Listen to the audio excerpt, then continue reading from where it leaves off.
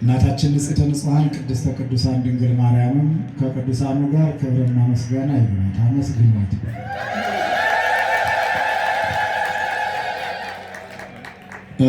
የደብሩ የሁለቱም አድባራት ዋና አስተዳዳሪ መላከ ምሕረት አባ ናኩቶ፣ መላከ ሰላም አባ ናኩቶ ለእናንተ ልዩ ክብር ፍቅር፣ ለወንጌሉ ልዩ ክብር ፍቅር ከመስጠታቸው የተነሳ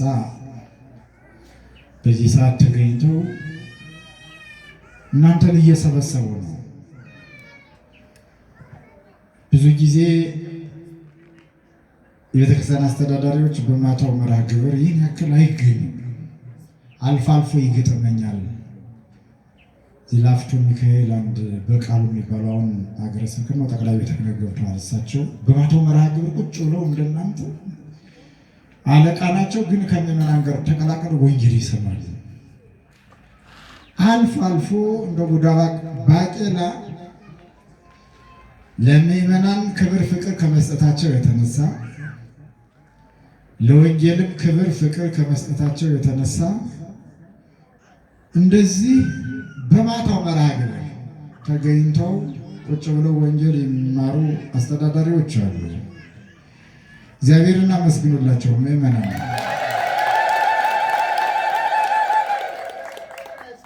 በጧቱ እንጂ በማታው ይህን ያክል የሚገኝ ስለሌለ ማለት ነው።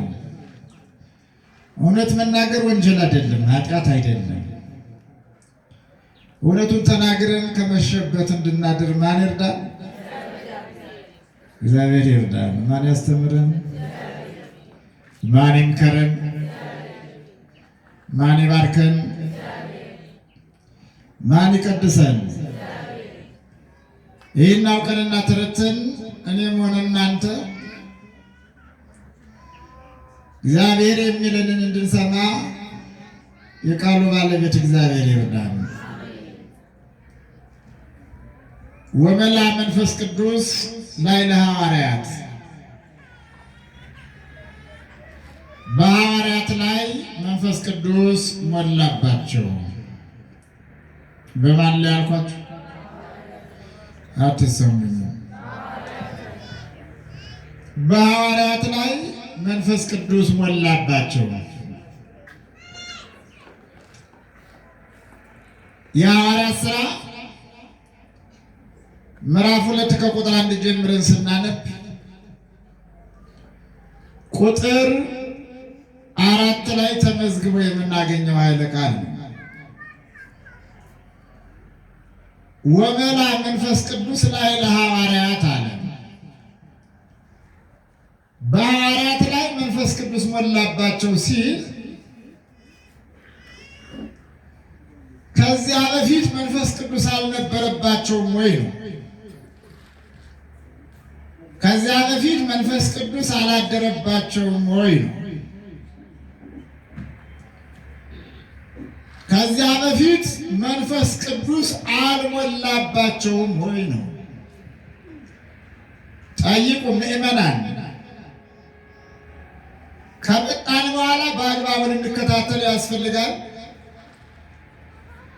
አሁን ሁላችሁም ለመስማት ዝግጁዎች ናችሁ። የዓለም ውካታ ያደነዝዘናል። የዓለም ግርግር ያስለቅሰናል። የዓለም ጣጣ ከድጡ ወደ ማጡ ነው ምዕመናን። እሱን ረስተን የማንን ቃል እንስማ? ተናገሩ። የእግዚአብሔርን ቃል እንስማ። ሰው ይገድላል፣ እግዚአብሔር ያድናል። ሰው ይሰብራል፣ እግዚአብሔር ስብራትን ይጠግናል። በእርሱ ቁስል እኛ ተፈወስን ነው። ሰው ያቆስላል፣ እግዚአብሔር ቁስላችንን ያሽማል። ሰው ያስለቅሳል፣ እግዚአብሔር ደግሞ እንባን ያብሳል። ሰው ያሰድዳል፣ እግዚአብሔር ደግሞ ከስደት ይመልሳል። ሰው ያስራል፣ እግዚአብሔር የታሰሩትን ይፈታል። ሰው ያስረናል፣ እግዚአብሔር ደግሞ የተራቡትን ያነሳል። ሰው ያራቁታል፣ እግዚአብሔር ደግሞ የተራቆቱትን ያለብሳል። ሰው ሕይወቱን ሁሉ ያጨልማል፣ እግዚአብሔር ደግሞ ያንን የጨለመውን ሕይወታችንን በብርሃን ይሞላል። የምንኖረው እንደ ሰው አይደለም። እንደ ሰው የምንኖር መስሎ የሚታየን ካለን ተሳስተናል። የምንኖረው እንደማን ነው? ተናገሩ። በቃ አሁን እንደ እግዚአብሔር ነው እየኖርን ያለነው። ተውት።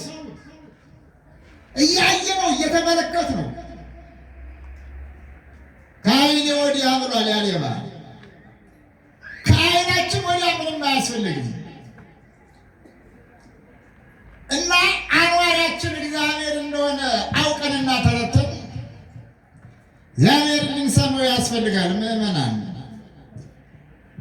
እርሱን እንድንሰማው እርሱ ራሱ እግዚአብሔር ይርዳል። ወመላ መንፈስ ቅዱስ ላይ ለሐዋርያት በሐዋርያት ላይ ማን ሞላባቸው? አቤት መንፈስ ቅዱስ ሞላባቸው። ይህን መንፈስ ቅዱስ ጰራቅሊጦስ ይላል። መንፈስ ቅዱስን ማን ይለዋል አልኳችሁ? ተናገሩ። ጰራቅሊጦስ ይለዋል።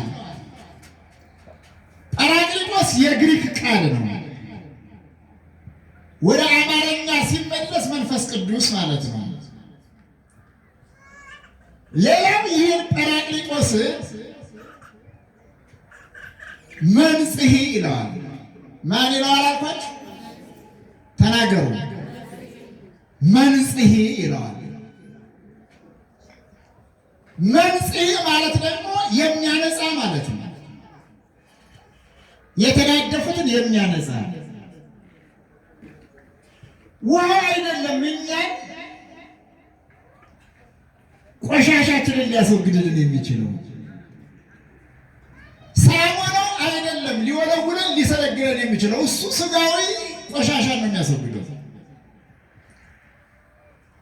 እሱ ልብስን ነው የሚያጠራው። ነፍስን የነፍስን ቆሻሻ ሊያስወግድ የሚችለው ጰራቅሊጦስ ነው። ጰራቅሊጦስ ደግሞ መንጽሔ ማለት ነው ብሏል። የሚያነጻ ምን የሚል የሚያነጻ ያንጻል። ውጫችን ቆሽሿል፣ ሃይምሯችን ቆሽሿል፣ ልቡናችን ቆሽሿል። የቆሸሸበትን ምክንያት ሁላችንም እናውቀዋለን። ምንም እናንተ ሃይምሮ ውስጥ መግባት አይጠበቅብንም። እናንተ ልቡናችን ውስጥ ገብተን ይሄ ነው ማለት አይጠበቅብንም።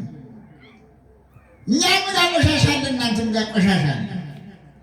ማን ያንጻል? እግዚአብሔር መንፈስ ቅዱስ ያንጻል። ጰራቅሊጦስ ማለት መንጽሔ ማለት ነው። በሁለተኛ ደረጃ ጰራቅሊጦስ ማለት መብርሂ ማለት ነው። ምን ማለት ነው አልኳችሁ? መብርሂ ማለት ነው፣ የሚያበራ። እዚህ የተደቀነው አይናችን አይደለም የሚያየው፣ እንዲያይ የሚያደርገው ሌላ አካል አለ። የውስጥ አይናችን የውጭ አይናችንን ሲያይ እይ ሲለው የውጭ አይናችን ያያል። ልብ ካላየ ተናገሩ። አዎ አያችሁ፣ አዛዥና ታዛዥ አለበት። የውስጥ አይን አለን፣ የውጭ አይን አለን። የውጭ አይናችን የሚያየው የውስጥ አይናችን ሲያዘው፣ የውስጥ አይናችንን የሚያዘው ደግሞ ጰራቅሊጦስ ነው። ማን ነው አልኳችሁ? ጰራቅሊጦስ ነው። ጰራቅሊጦስ ማለት ደግሞ መብርሂ ማለት ነው፣ የሚያበራ ማለት ነው። እንደገና ጰራቅሊጦስ ማለት በሶስተኛ ደረጃ መጽንዒ ማለት ነው። ምን ማለት ነው አልኳችሁ? ተናገሩ። መጽንዒ ማለት ነው። መጽንዒ ማለት ደግሞ የሚያነጻ ነው። መጽንዒ ማለት የሚያጸና ማለት ነው። የሚያጸና በምን የሚያጸና? በሃይማኖት የሚያጸና። በምን የሚያጸና? በምግባር የሚያቀና። በምን የሚያጸና? እጅን ለምጽዋት በመዘርጋት አንደበትን ለጸሎት በመክፈት የሚያጸና። በምን የሚያጸና? ጠባለ ኪዳን መሸ ለቅዳሴ በማለት የሚያጸና። በምን የሚያጸና? በወንጌል የሚያጸና። በምን የሚያጸና? በፍቅር የሚያጸና። በምን የሚያጸና? በንስሐ የሚያጸና። ጰራቅሊጦስ ማለት መጽንዒ ማለት ነው። መጽንዒ ማለት ነው፣ የሚያጸና ማለት ነው። ሌላ አጽናኝ የለንም። ይመናል ሌላ ድጋፍ የለንም። ሌላ ሀብት የለንም። ሌላ ንብረት የለንም። አጽናኛችን ማን ነው? እርሱ እግዚአብሔር መንፈስ ቅዱስ ነው። ሌላውና አራተኛው መንፈስ ቅዱስ ማለት ወይም ጰራቅሊጦስ ማለት መክልሄ ማለት ነው። ከላይልና ጮኸ ይላል። ወደ እግዚአብሔር እንድንጮህ የሚያደርግ እንድንለምን፣ እንድንማጸን፣ አቤት ወዴት ብለን ለእግዚአብሔር እንድንታዘዝ የሚያደርግ ጰራቅሊጦስ ነው። ይህ ስለሆነ ጰራቅሊጦስ ማለት መክልሄ ማለት ነው ይላል። በስድስተኛ ደረጃ ጰራቅሊጦስ ማለት ማን ማለት አልኳችሁ? አትሰሙኝም? አንድ ሰው ብቻ ነው የሚናገረው። ማን ማለት አልኳችሁ? ጰራቅሊጦስ በውስጥ ጰራቅሊጦስ ማለት መስተፍስሒ ማለት ነው። መስተፍስሒ ማለት ደግሞ ደስ የሚያሰኝ ማለት ነው። በሐሴት የሚሞላ ቤታችን ብዙ ወርቅ ስለተከማቸ ያደስ አያሰኘኝም፣ ተውት፣ ሌባ ይወስደዋል። አካውንታችን ላይ ብዙ ብር ስላለ እሱ ሰደቀን ነው። መንግስት ይወስደው ይሆን አይወስደው ይሆን ነው፣ ግብር ክፈል ባል ይሆን ምናምን በጣም ምናምን የበዛል። የወርቃችን ክምችት የገንዘባችን ብዛት ደስታ ያመጣል። ምዕመናን ወገኖቻችንም ደስታ ይፈጥሩልንም። ደስታ ሊፈጥርልን የሚችለው ጰራቅሊጦስ ነው። ማነው አልኳችሁ? ተናገሩ። ጰራቅሊጦስ። ጰራቅሊጦስ ማለት መስተፍስሒ ማለት ነው።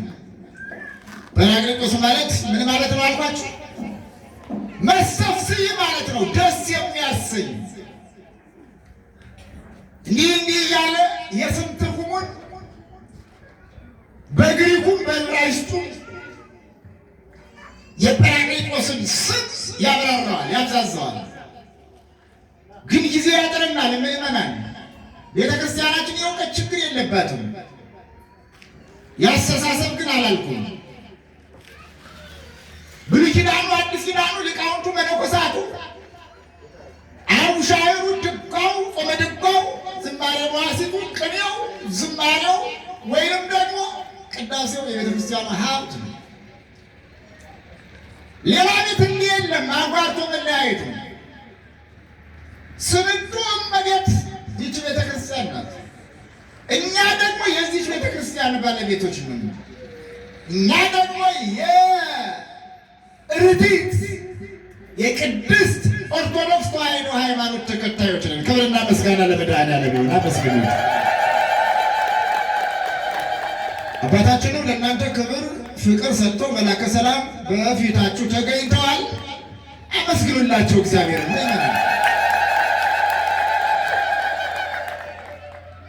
ሀቁን ነው የሚናገሩ፣ የእውነት ነው የሚኖሩ።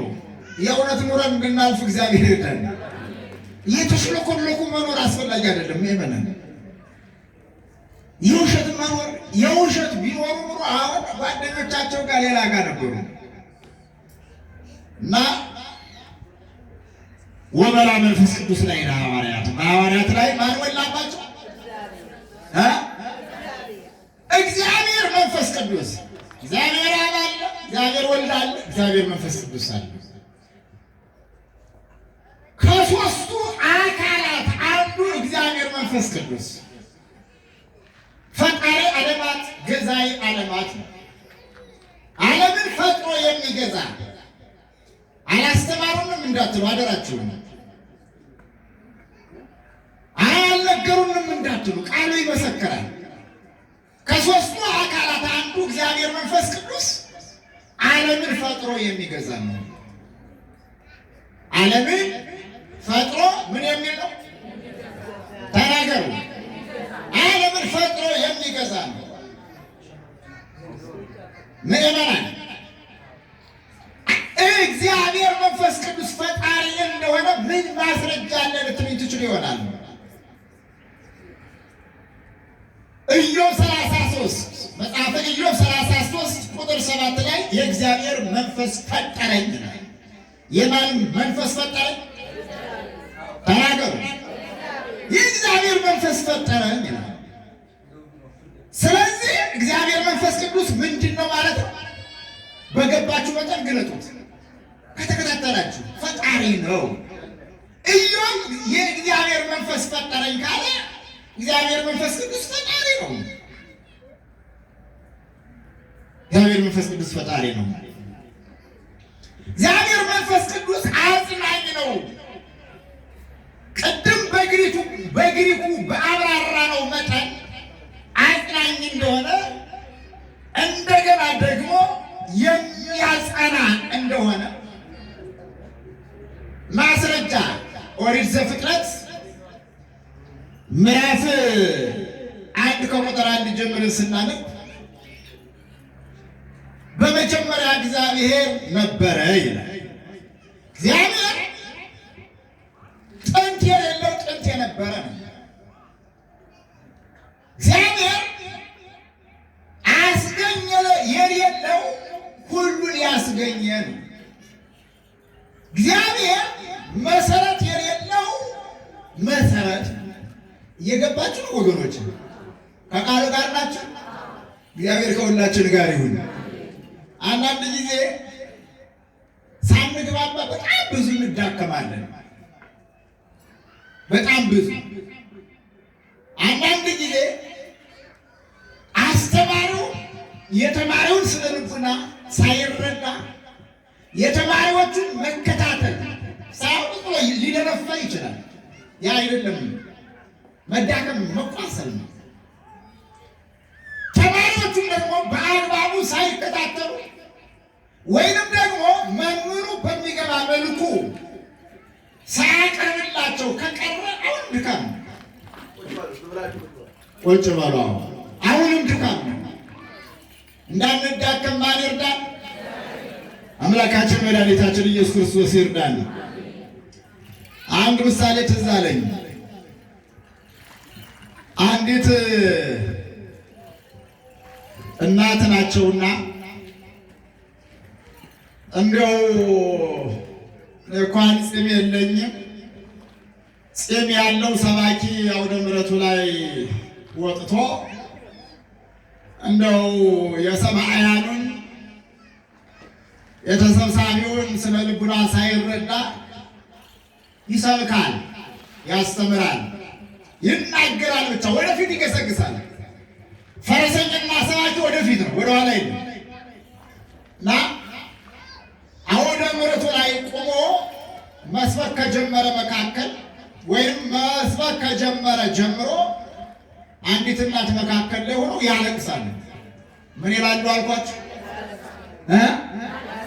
ያለቅሳሉ። እሱ ይሰብካል፣ እሳቸው ያለቅሳሉ። መምህሩ በቃ ትምህርት ገብቷቸው ነው ብሎ አስቧል።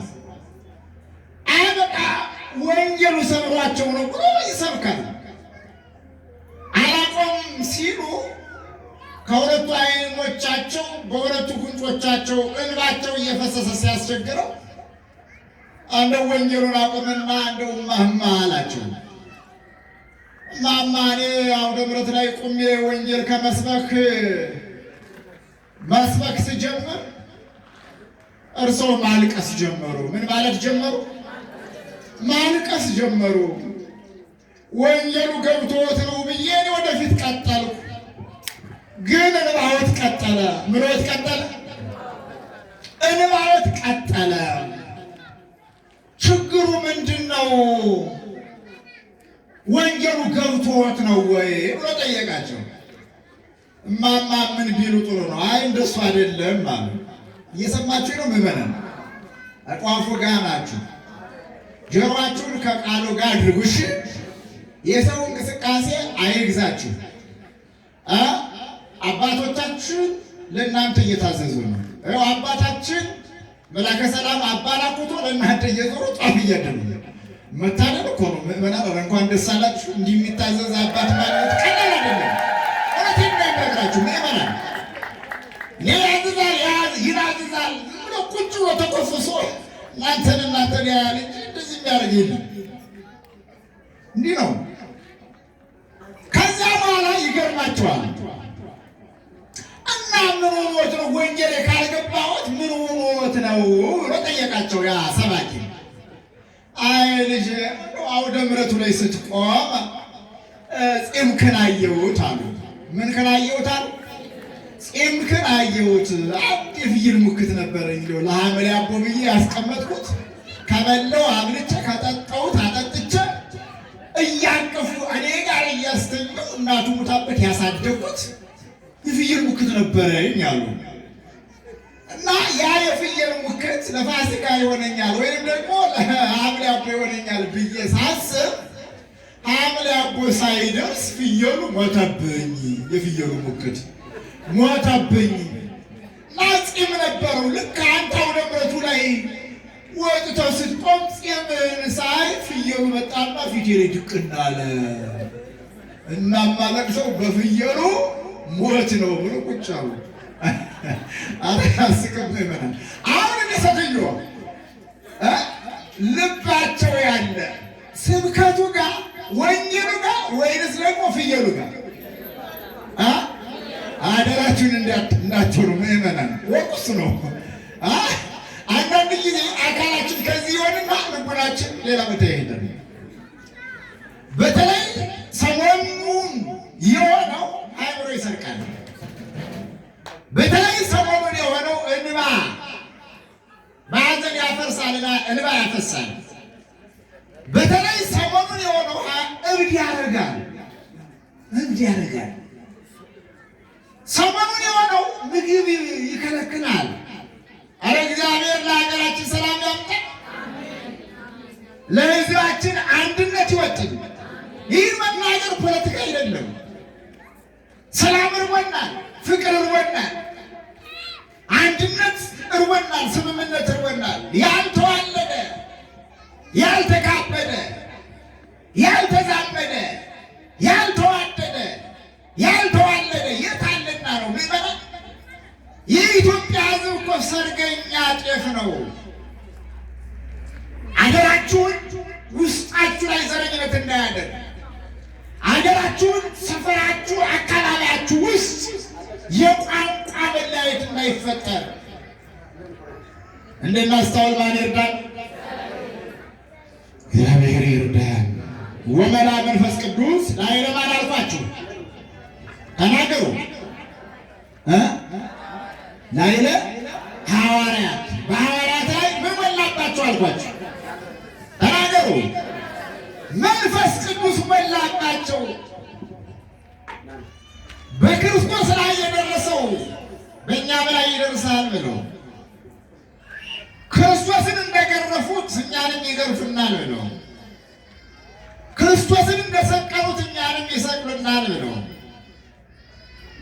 ክርስቶስን እንደገደሉት እኛንም ይገድሉናል ብለው ክርስቶስን እንደቀበሩት እኛንም ይቀብሩናል ብለው ሐዋርያት ከልፍኝ